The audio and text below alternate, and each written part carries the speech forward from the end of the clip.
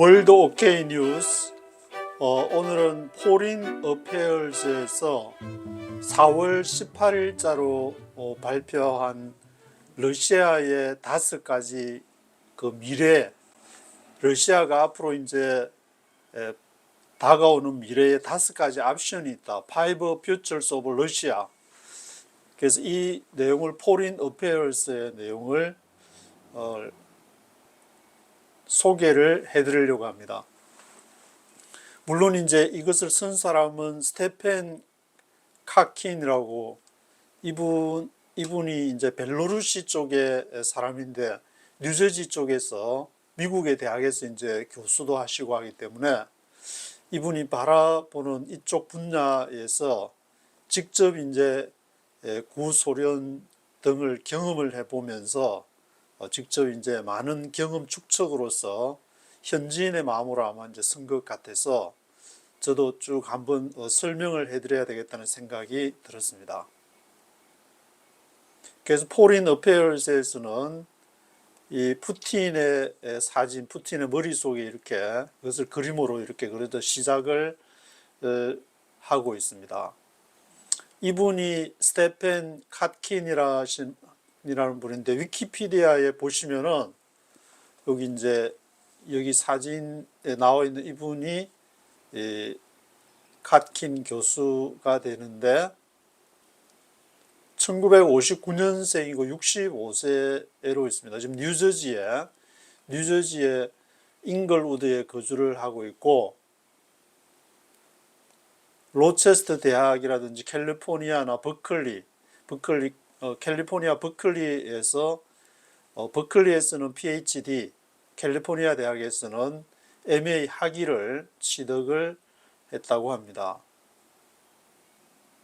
그리고 주로 이제 러시아, 소비에트 정치에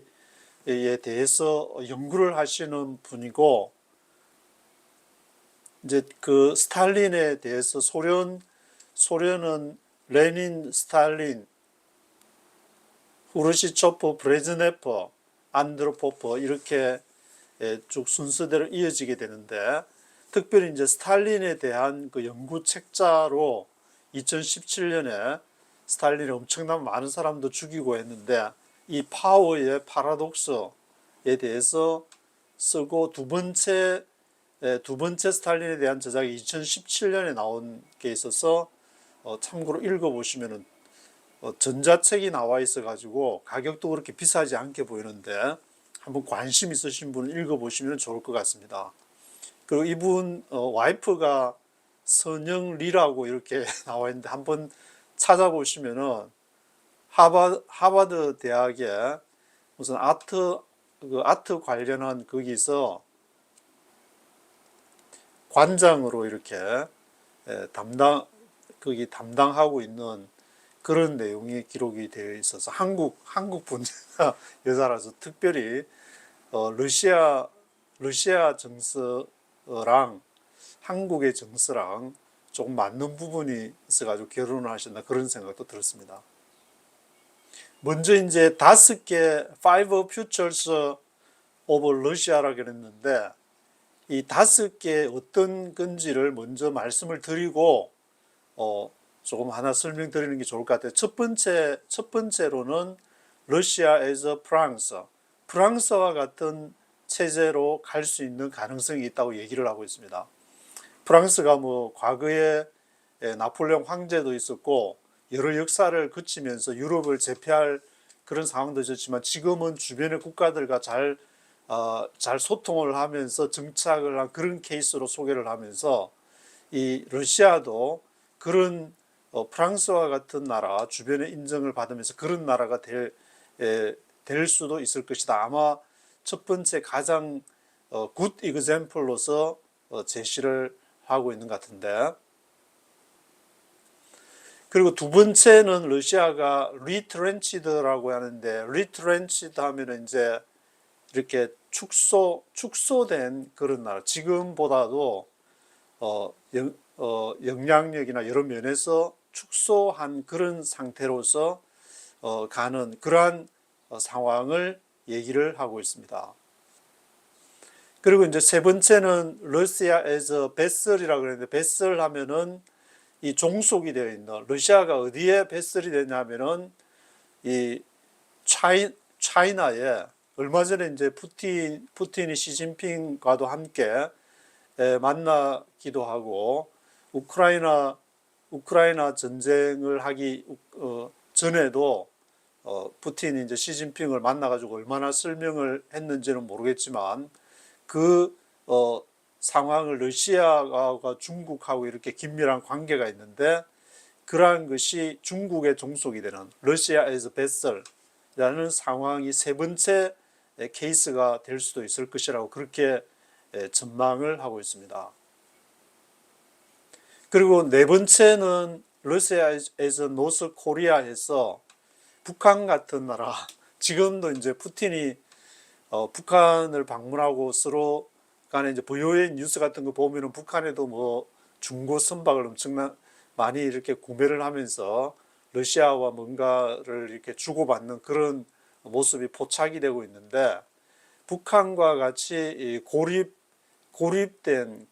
고립되면서도 북한 같은 경우에는 이제 해양 세력과 대륙 세력 그 사이에서 중국도 순망치안이라고 해서 입술이 없으면 이가 시리니까 입술에 해당하는 이제 북한 쪽에 많이 북한 정권이 무너지기를 바라지 않는 그런 것을 이용해 가지고 노스 코리아의 어떤 그런 성격을 가진, 왜냐하면은 러시아가 이 서구 세계와 이렇게 또 아시아 세계, 유라시아 세계에 걸쳐서 있기 때문에 그 사이에서 어떤 역할을 할 수 있는 그런 상황을 노스 코리아와 같은, 러시아에서 노스 코리아 그런 상황을 얘기를 하고 있습니다. 그리고 마지막 다섯 번째로는 러시아인 케이아스 해서 그 혼돈의 카오스의 혼돈의 상황에 빠져드는 상황, 제일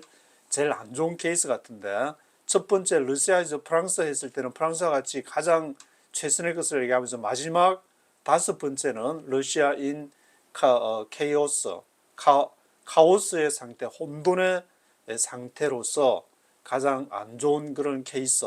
혼돈에 빠질 수가 있을 것이다. 그런 상황을 얘기를 하면서, 러시아는 과연 앞으로 어떤 역사의 흐름 속에서 어떤 길을 선택하게 될 것인가. 그래서 첫 번째부터 한번 보도록 하겠습니다. 스테펜 카킨 교수는 서문에서 지금 푸틴이 지난 2024년 3월에 다섯 번째 핍스텀을 시작을 했는데, 지금 이제 생일이 아마 10월 7일 70세를 이렇게 넘어서는 그러한 것을 맞았다고 하면서, 그 다섯 번째 임기를 맞을 때에 지난 2월 16일 날 알렉세이 나발리라고 47세의 사람이 이제 푸틴에 대항하는 수백만 명의 팔로워를 갖고 있던 사람이 감옥에서, 북극에 있는 그 북극 부근에 있는 감옥에서 이제 죽음을 맞게 되는데, 이것을 또 언급을 하고 있습니다. 알렉세이 나발리가 2월 16일 날 죽음을 당한 뒤에 이제 푸틴이 다섯 번째 임기를 시작하게 되었다. 그래서 지금 푸틴이 이렇게 임기를 시작을 하게 되면은 until 2030, 2030년까지 새로 통치를 하게 되는데, 그때에 가게 되면은 78세가 될 것이다. 러시아에 있는 사람들이 좀 일찍 죽는 그런 경향인데, 60세를 일단 넘기면은 80까지는 이렇게 생존할 확률이 높다고 하는데, 그래서 스탈린도 이렇게 75세에 죽었다는 그런 것을 언급을 하고 있습니다. 푸틴의 프리데서스, 푸틴의 전임자가 바로 보리스 옐친이었는데, 보리스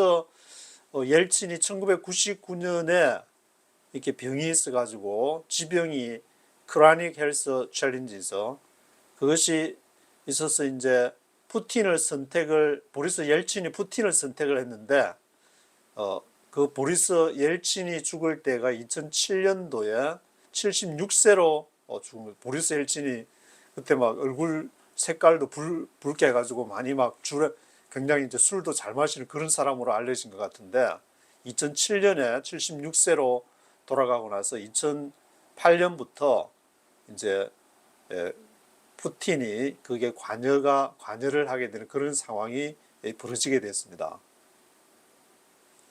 그래서 이제 자신의 위치를 프라임 미니스터로 올렸다가 2012년도에 세 번째 서드 프레지덴셜 텀, 세 번째 대통령 임기를 갖게 되는 2012년도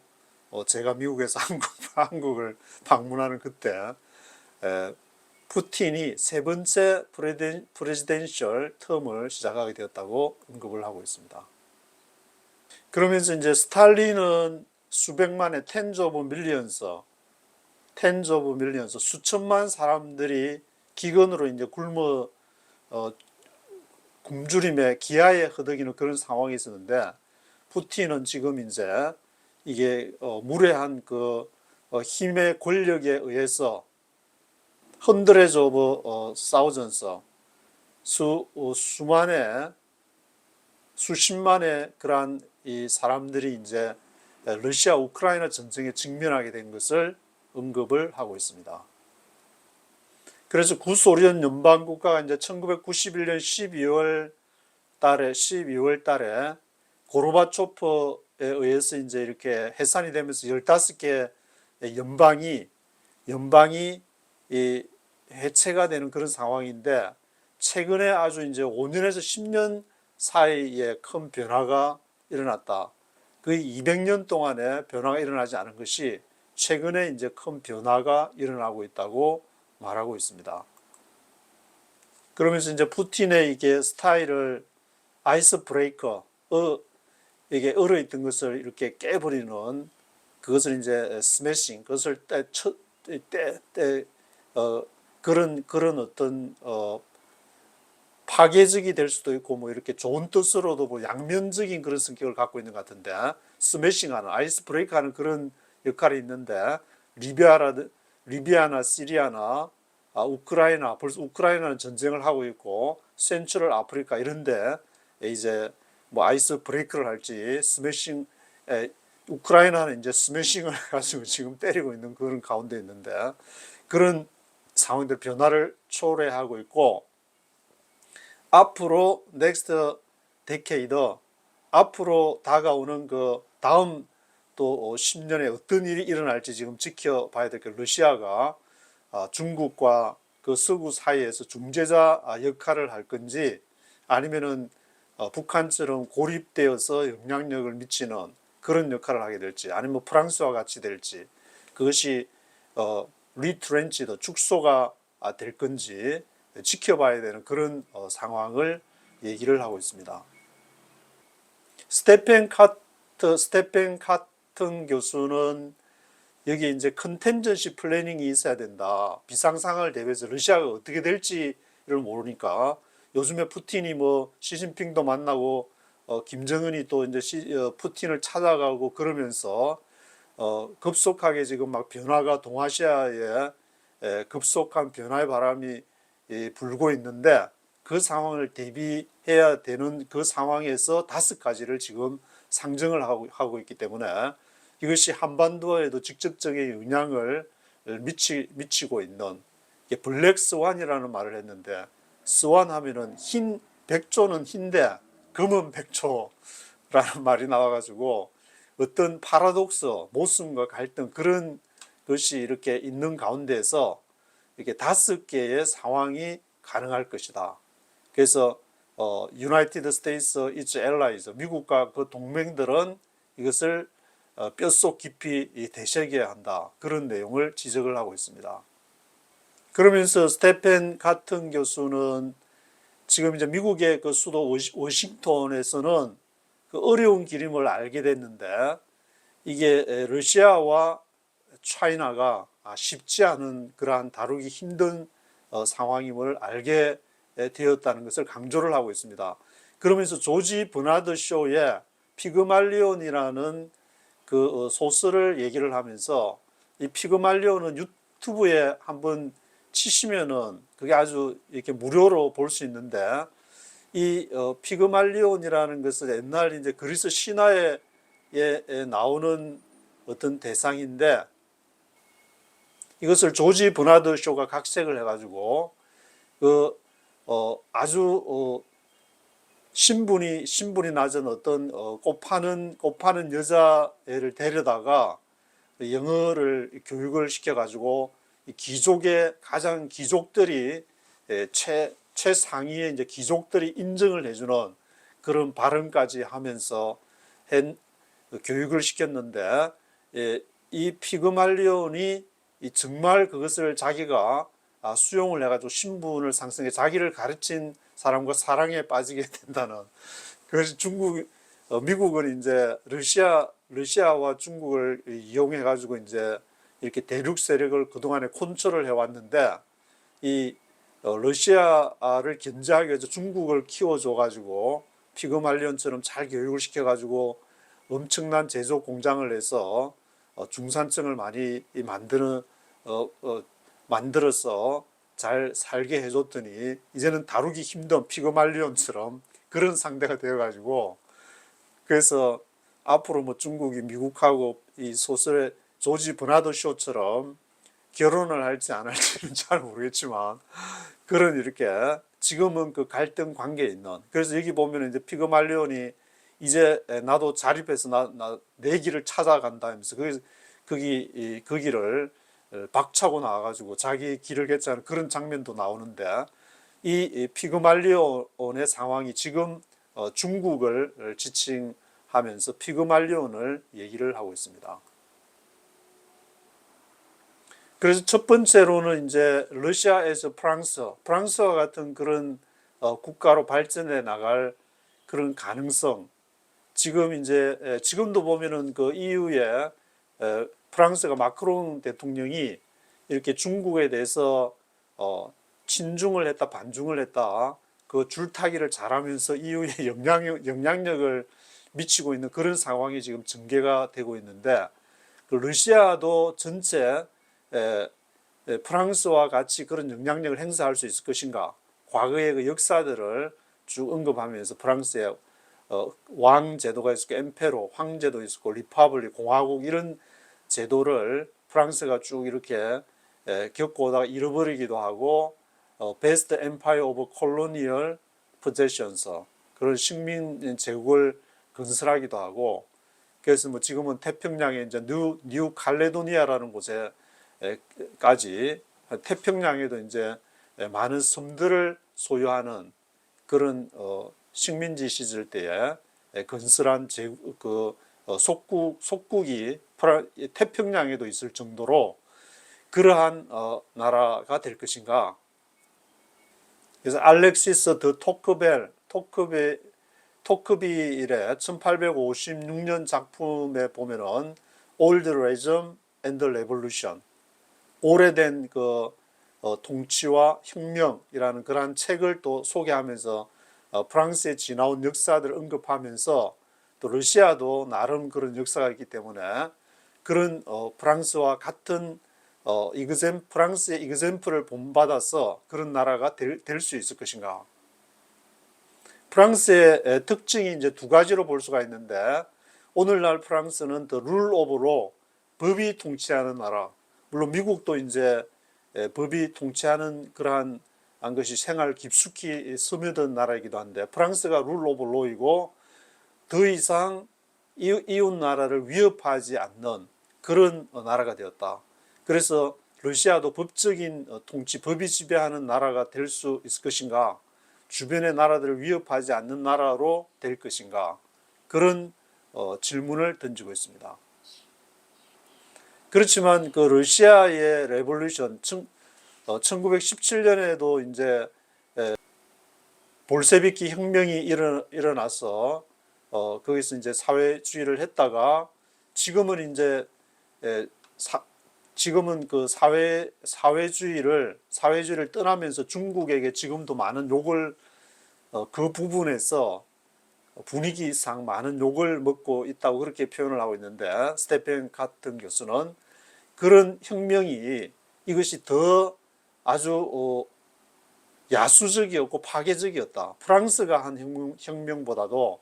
프랑스가 1789년에 이제 프랑스 혁명인데 그것보다도 더 야수적이었다. 브루털하고 디스트럭티브했다는 것을 강조를 하고 있습니다. 그래서 러시아에서는 러시아의 수도 모스크바가 프랑스 파리에 그것을 더 능가하고 있다. 그래서 이제 러시아에서는 이렇게 서로 다른 이질적인 어떤 그 민족성이라든지 그런 것이 많이 발견이 되는데, 코카서스라든지 센트럴 아시아, 중앙아시아나 동아시아, 이스트아시아 이런 쪽에 있는 그 나라들이 아프가니스탄을 비롯해서 러시아와 동질감을 느끼기보다는 이질감을 많이 느낀다는 것을 또 요 내용 속에서 스테펜 카튼 교수가 강조를 하고 있습니다. 이분은 이제 2022년도에 찍은 사진인데, 그 셔츠를, 푸틴이 그려진 셔츠를 입고 이렇게 거리를 활보하는 모습을 보여주고 있습니다. 그래서 프랑스의 그 역사, 로베스피에로의 그 혁명의 공포로부터 시작해가지고 BC 정권에 이르기까지 그러한 프랑스의 또 역사를 쭉 이렇게 언급을 하고 있습니다. 두 번째는 이제 러시아가 리트렌치더, 축소된다는 말인데, 그 영향력이 작아지고 규모가 이렇게 줄어드는 그러한 상황. 확장을 한다는 것은 아무래도 이제 좀 더 뭔가 파워가 있어야 되고 주변 나라에 이제 영향을 미쳐야 되는 그런 상황이 되는 것인데, 이것이 반서구주의라는 그러한 이렇게 그것과 연결이 또 되는 것이고 하니까 어떤 식으로 거기서 성공하지 못할 경우에 리트렌치드 되는 그러한 상황이 올 수도 있지 않을까, 그런 전망을 하고 있는데, 그 하나로 이제 러시아의 인구 문제를 지적을 하고 있습니다. 지금 한국에도 이제 뭐 전 세계 저출산 고령화가 아주 뭐 전 세계 탑을 찍었다고 그런 뉴스들이 나오고 있는데, 러시아 같은 경우에는 1992년도 이후에 러시아 인구가 슈렁크 되었다. 이것이 이제 쪼그라들기 시작했다. 그래서 2006년에는 한 9천만, 1억이 좀 못 되는 인구였는데, 오늘날에는 9천만에서 8천만으로 쪼그라들었다. 인구 면에서 이렇게 줄어들고 있기 때문에 리트렌치드 되는 것이 아닌가, 그렇게 얘기를 하고 있습니다.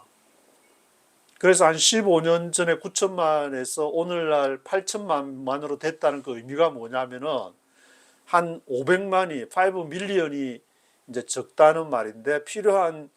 그 qualified workers, 필요한 적합한 노동자가 지금 500만 정도가 모자란다고 그렇게 지적을 하고 있습니다. 그래서 앞으로도 이제 20세에서 39세, 20세에서 이 39세의 청년들이 이것이 디클라인 될 것이다, 줄어들 것이다. over the next decade. 그 다음 한 10년 동안에 러시아의 인구가 줄어들 것이다. 물론 이제 뭐 러시아로 많이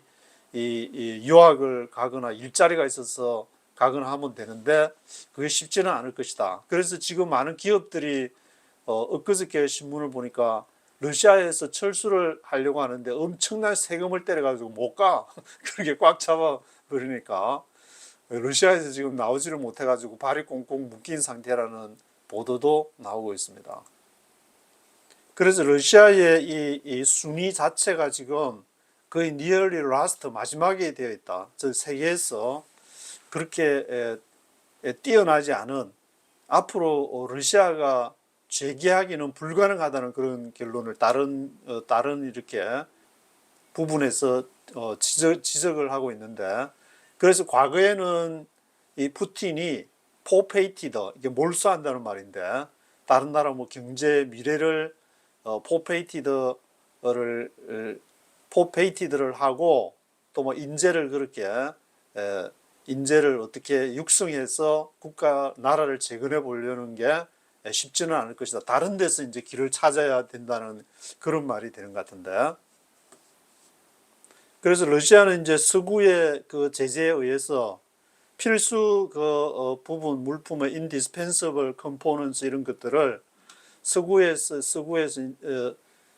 제재 때문에 수입을 해야 되는데, 러시아의 엘리트들은 이것을 아주 참담한 statistics 통계들을 알고 있다. 그래서 러시아의 장기적인 그런 개발도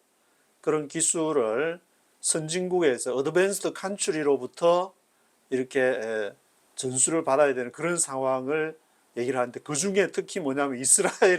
이스라엘을 언급을 하는데,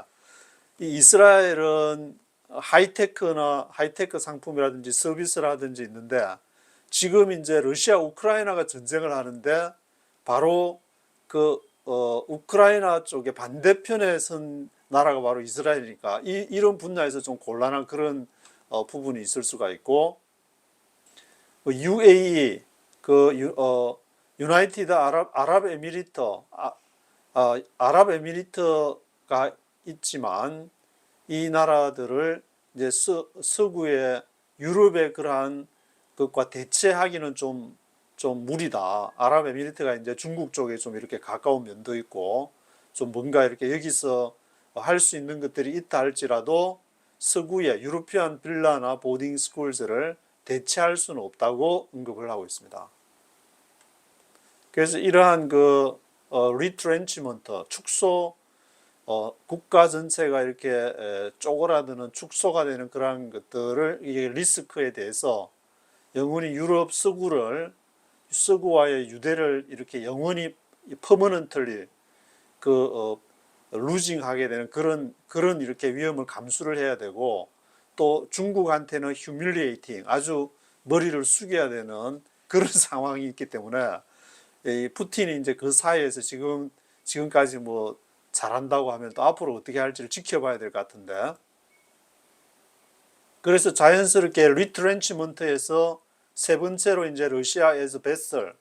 러시아가 이렇게 베슬 종속이 된다, 베슬이 된다는 건 누구한테 베슬이 되느냐? 차이나에게 베슬이 종속이 된다는 그런 것을 언급을 하고 있습니다. 어떤 중국하고 관계가 지금 푸틴과 시진핑이 만나가지고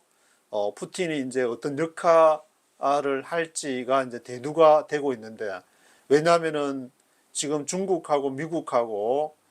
서로 간에 이제 펀치를 날리면서 작은 펀치를 지금 날리고 있는 그런 상황에 있는데, 이 러시아가 어느 쪽에 서느냐에 따라 가지고 완전히 승패가 확 갈리니까 이제 그런 것을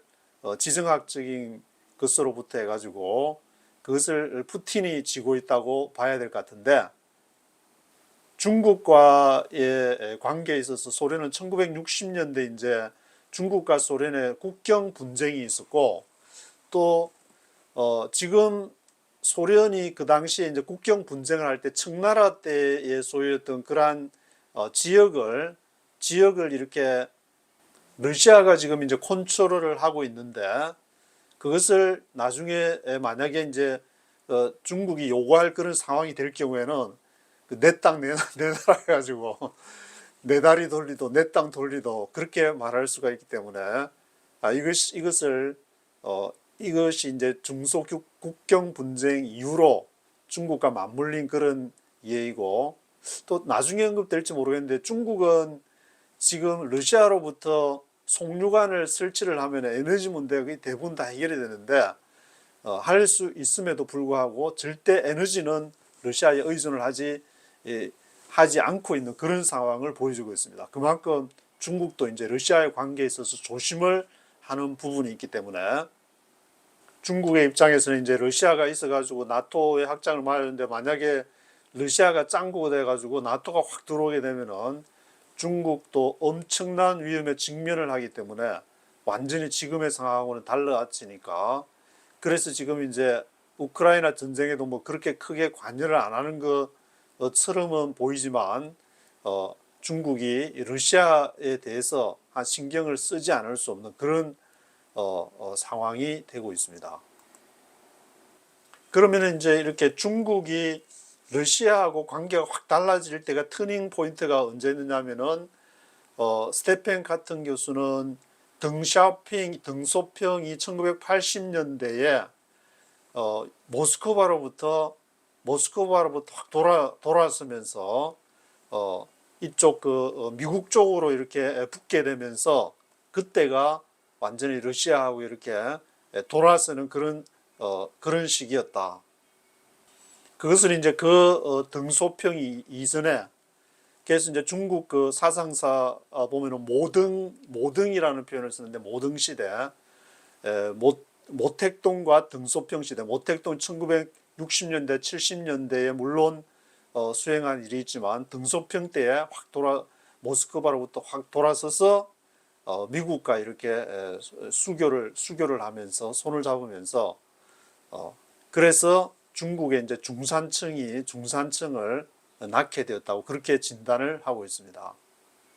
스테펜 카튼 교수는 물론 이렇게 중국이 이제 미국과 손을 잡은 것을, 이 케이스가 일본이나 사우스 코리아, 대한민국이나 대만과도 이제 같은 세임 트릭이라고 그렇게 지적을 하고 있습니다. 물론 이제 지금 뭐 한국에서 한강의 기적을 이루신 분들은 다들 똑똑하시니까 그렇게 했다는 걸 인정하지만 그 백그라운드에 그런 미국의 어떤 같은 트릭이 있었기 때문에 중국에도 그런 트릭을 내서 러시아를 견제하면서 그런 상황이 있었다는 것을 설명을 하고 있습니다. 그리고 1996년에는 강택민 장과 보리스 엘친이 같이 전략적인 동반자, 스트레이티직 파트너십을 이제 하게 되는 시기가 구소련이 짱구가 나거나 1991년 12월에 그렇게 짱구 난 이후에 한 5년쯤 있다가 중국과 소련이 전략적인 동반자 선언을 했다고 얘기를 하고 있습니다. 그래서 이제 전략적 동반자가 됐다는 건 뭐냐면은 1980년도에 등소평이 이제 미국을 통해서 중산층을 키운 그러한 상황처럼 1996년도에 전략적인 그 파트너인 러시아에도 중국의 어떤 그러한 지원을 통해서 러시아의 미들 클래스를 키우는 푸틴의 경제가 부음을 이루는 그러한 상황이 됐다고 얘기하고 있습니다. 하지만 스테펜 카튼 교수는 비록 뭐 전략적으로는 어떤 파트너십을 이룰 수 있었겠지만 그 두 러시아와 중국과의 관계를 셀로우하다, 아주 얕은 관계로 보고 있는데 문화적으로 또 그렇고 중국에서 러시아에 뭐 유학을 한때는 조금 했었는데 지금은 거의 없는 상태고, 여기에 보면은 Chinese student attended Russian universities great numbers, distant memory. 아주 먼 기억에 옛날에 조금 이제 중국에서 러시아 쪽에 유학을 갔지만 지금은 거의 없는 상태고, 러시아에서도 뭐 이렇게 Chinese를 하는 사람도 거의 영어보다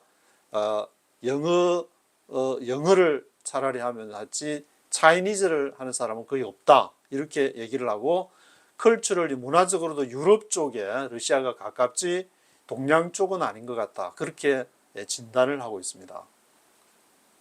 그래서 이제 중국 사람들은 이제 중국 그 차이니즈 커뮤니스트 파티, 중국 공산당들은 옛날 이거 용서할 수 없다, 모스크바가 이렇게 유라시아 쪽이나 동유럽 쪽에 그 공산당을 파괴를 해가지고 아마 1991년도에 이제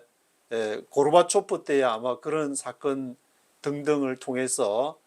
구소련 연방이 붕괴된 걸 말하는 것 같은데, 그런 공산당의 사회주의가 디스트럭션 된 거, 그런 것을 아직도 용서할 수 없다고 이렇게 그런 사람이 중국에 많이 있다고 그렇게 얘기를 하고 있습니다. 하지만 이제 최근에는 푸틴하고 시진핑하고 만나면서 이렇게 서로 간에 42번이나 이제 시진핑은 마이 베스트 프렌드라 그러고 또 푸틴은 이제 시진핑에 대해서 디어 프렌드 그렇게 이제 좋은 말을 주고받고 있는 그런 상황인데 여기에는 벌써 이제 중국과 2023년이면 이제 작년이네. 작년에 2,300억 달러가 이렇게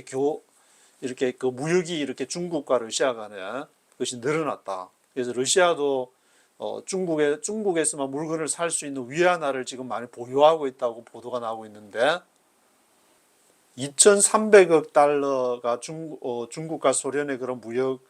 양이 2010년도에는 얼마였느냐면은 780억 달러였으니까 780억 달러 8로 계산하면은 8324 3배 한 13년 14년 10년 조금 넘어에서보다 지금 3배나 많은 걸 어마무시한 것을 중국과 소련이 중국과 러시아가 서로 무역을 하고 2,300억 달러에 달하는 하고 있다고 그렇게 얘기를 하고 있습니다.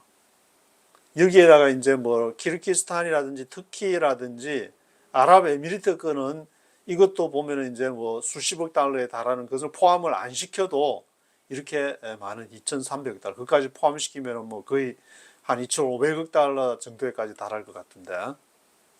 그래서 이제 중국은 여전히 지금 이제 군사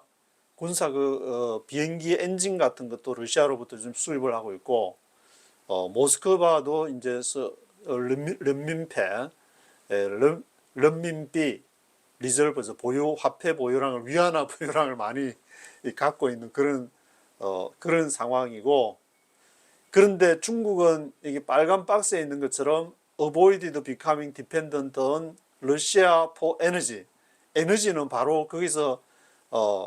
에너지 파이프라인 설치해 가지고 러시아로부터 받으면 되는데 이건 절대 안 한다.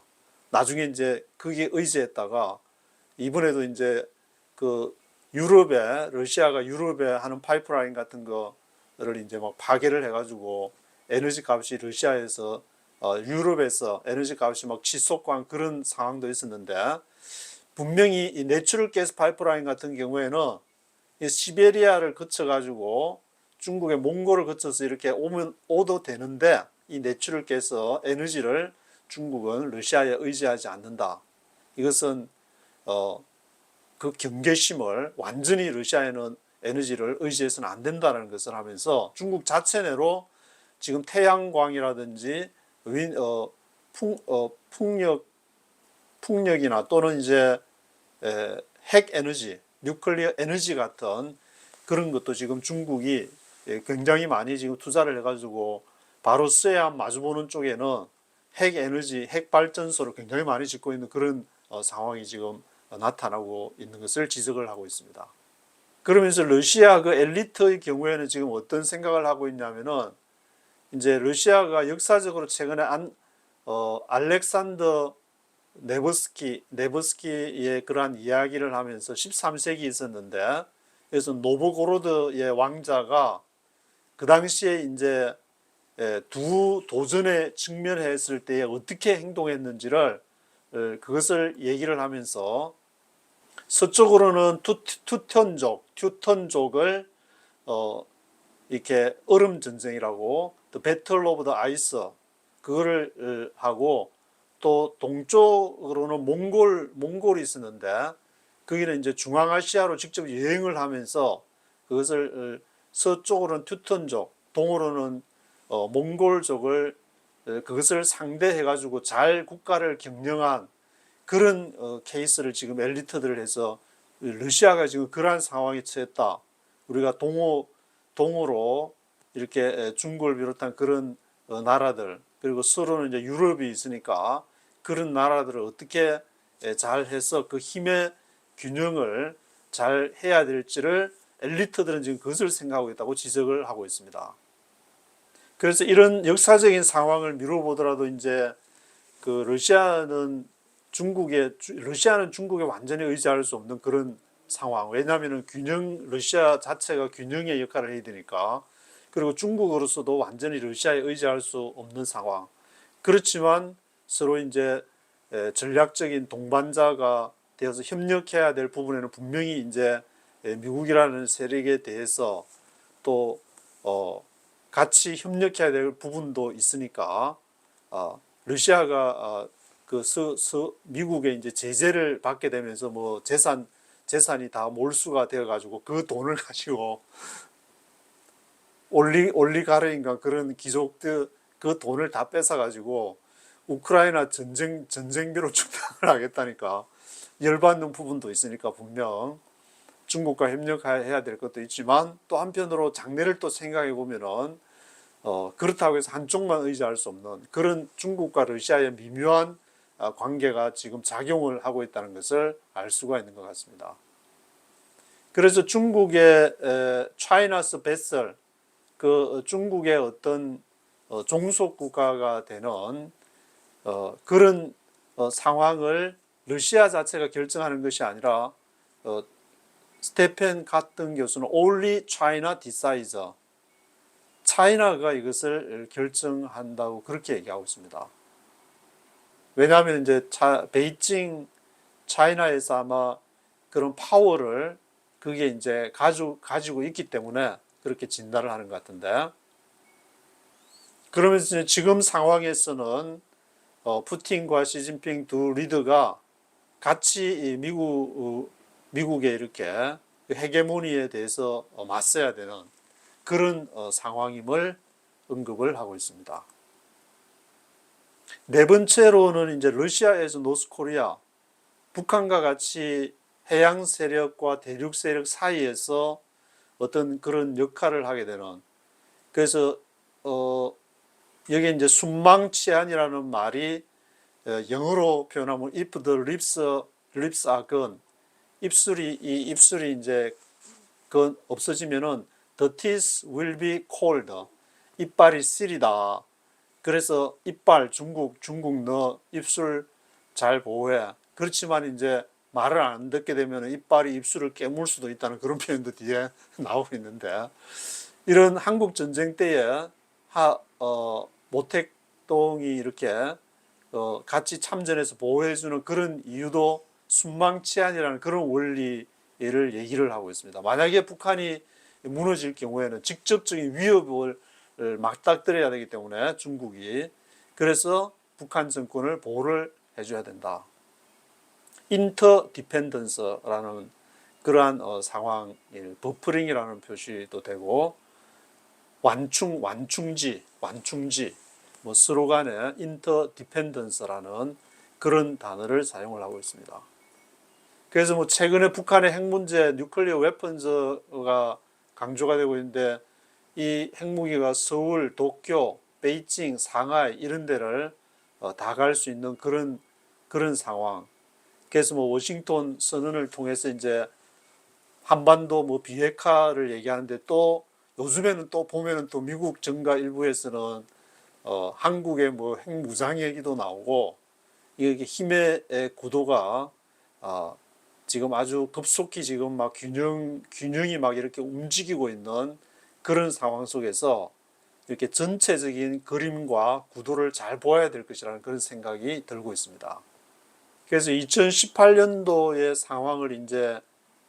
북한 정권이 중국에 대해서 식량이나 연료 이런 많은 것들을 의지하고 있는 그런 것이 이제 북한 정권에게 주어졌는데, 베이징으로서는 김정은의 그러한 정권을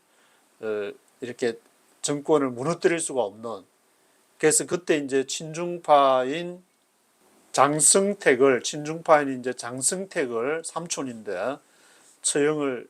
하게 되는 그런 상황이 생기게 되고, 2017년에는 중국의 보호를 받고 있는 이제 김정남을 이렇게 살해하는 그런 상황도 이러한 관계 속에서 벌어졌다고 설명을 하고 있습니다. 왜냐하면 중국은 그 평양의 정권이 무너지기를 원하지를 않기 때문에. 그래서 요 파란 그 박스 안에 있는 것을 보면 역사적으로 한반도가 코리안 프닌슐러가 인스테빌리티, 불안정하게 되면 그것이 어디에 영향을 미치냐면은 중국으로 스필오버 확 그렇게 부어져 버리는 이렇게 영향력을 중국으로 많이 미치기 때문에 중국도 굉장히 한반도에 신경을 쓰고 있는 상황임을 강조를 하고 있습니다. 베이징에서 이제 뭐 평양을 신경 쓰고 거기다가 필요한 앞에서 말한 것처럼 2018년도에 에너지나 식량 등을 해주는 게 그냥 해주는 게 아니라 자기의 이익이 관련이 되어 있으니까 그렇게 평양하고 베이징하고 그렇게 밀접한 관련을 맺고 있는 것임을 설명을 하고 있습니다. 또 포린 어페어에서는 2023년 5월에 이제 군사 프레이드 할 때 그 모습 사진을 또 실어주면서 그리고 러시아와 북한의 관계는 이제 국토로 보면은 러시아가 북한의 142배나 큰 그 나라가 되고 있기 때문에 러시아는 그 이렇게 크기 면에서 북한이 이제 러시아보다 142배가 작으니까 왕조 다이내스티가 있을 수 있는데 러시아는 그렇게 왕조가 그런 왕조를 유지할 수가 없는 상황이니까 그런 면에서 좀 다른 그런 부분도 있고 또 북한은 중국과 1961년도에 이게 서로 상호 이제 중국과 상호 방위 조약을 이렇게 맺고 있는 게 우리 대한민국이 미국과 방위 조약을 맺고 있는 것처럼 북한은 중국과 1961년도에 방위 조약을 Mutual Defense 팩을 이렇게 체결을 하게 됐는데 물론 일부 이제 중국의 전문가들이 말하는 것은 북한에 핵이 있기 때문에 이제 이거는 무효다. 하지만 조약은 조약이니까 일단 그런 남아있는 상태로 지금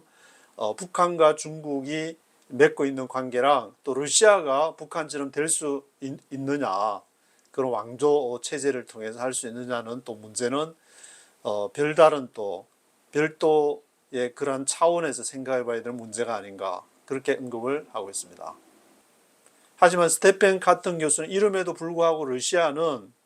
이게 자이겐틱 노스코리아인데 큰 어떤 노스코리아와 같은 것도 될 수 있다. could become 될 수 있다는 이제 가능성을 열어놓고 있는데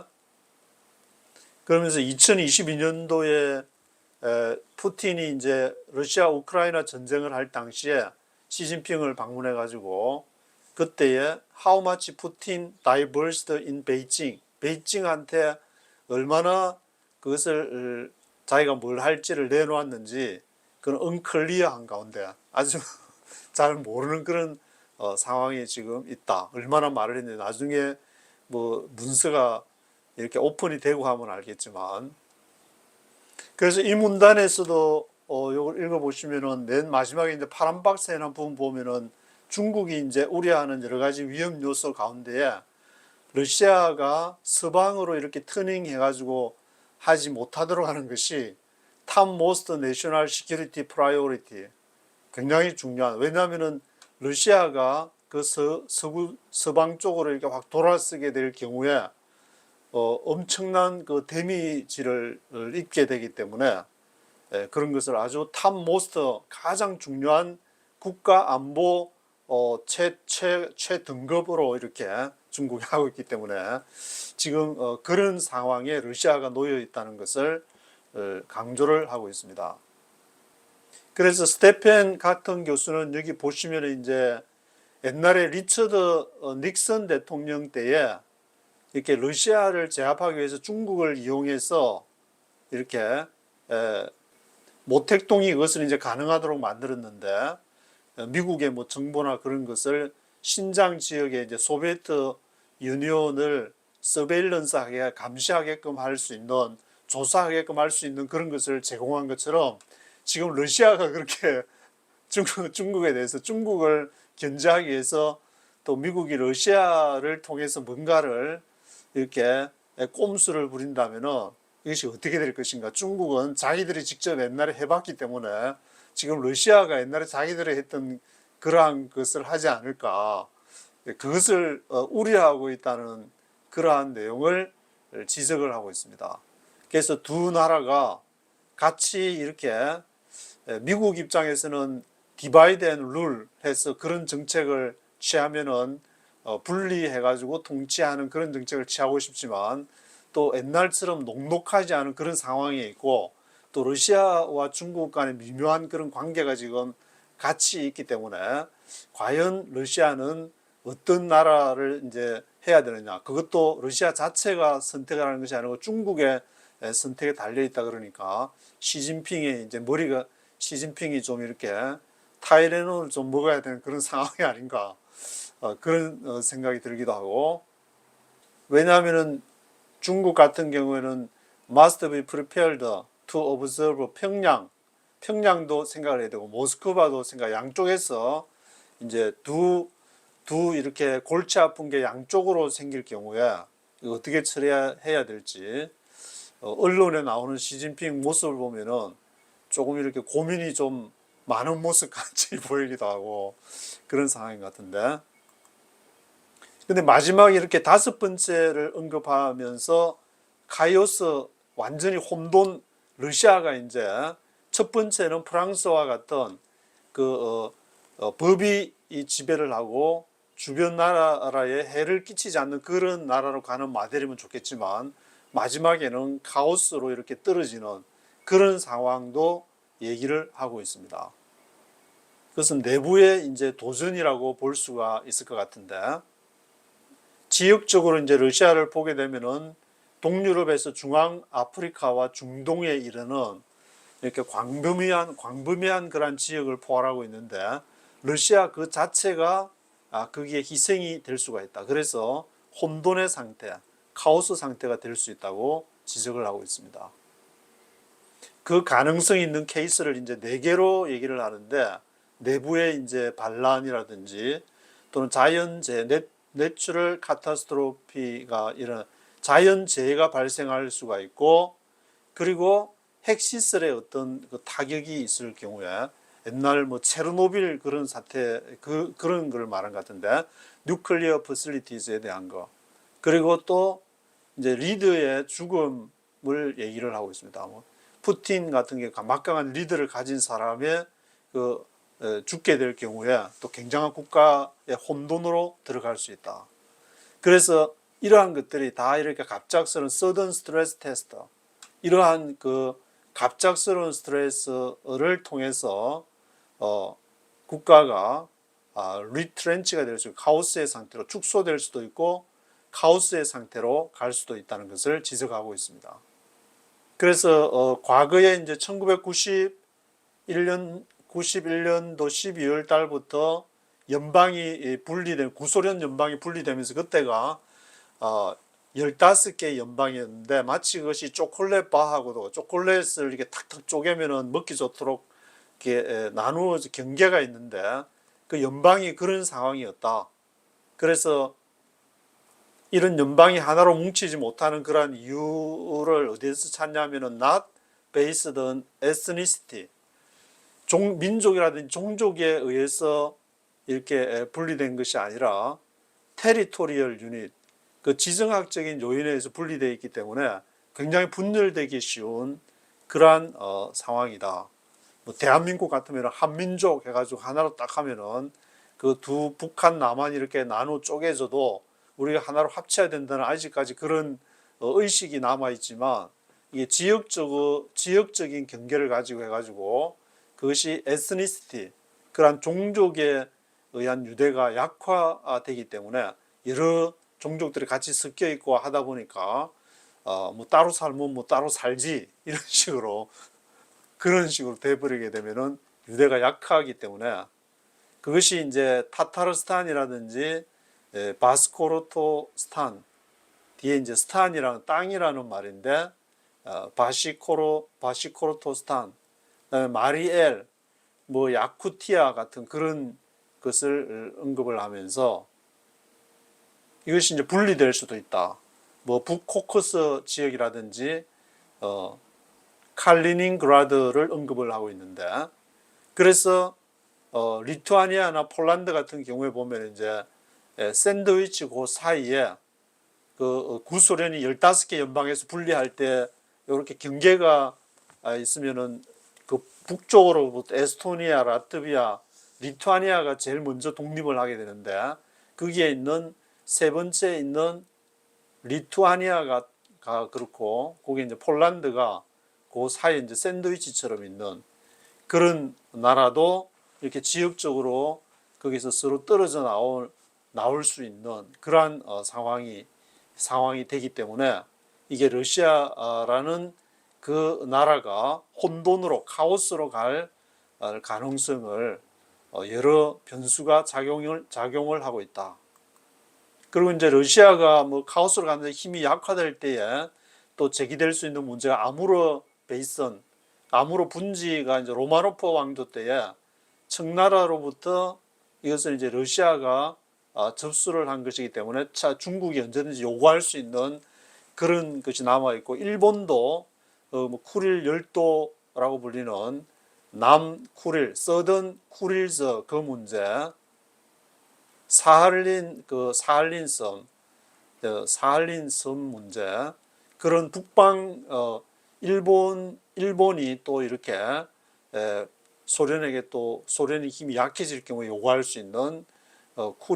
서던 쿠릴즈 그리고 사할린 섬, 그런 문제가 같이 연결이 되기 때문에 러시아가 카오스가 될 경우에 또 빚어지는 그러한 예상 시나리오도 강조를 하고 있습니다.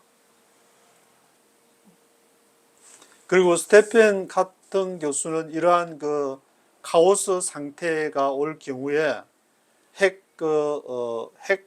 핵과학자라든지 생물학자, 바이올로지컬 생화학 무기라든지 이런 과학자들이 흩어질 것이라고 전망을 하고 있습니다. 그래서 이 생각이 있는 이분들 엘리트들이, 러시아의 그 엘리트들이 물론 더 나은 러시아가 올 것이라고 믿기 때문에 부분적으로는 어떤 희망적으로도 볼 수 있겠지만, 그렇지만 그렇지 않은 상황도, 카오스의 상황도 올 수 있을 것임을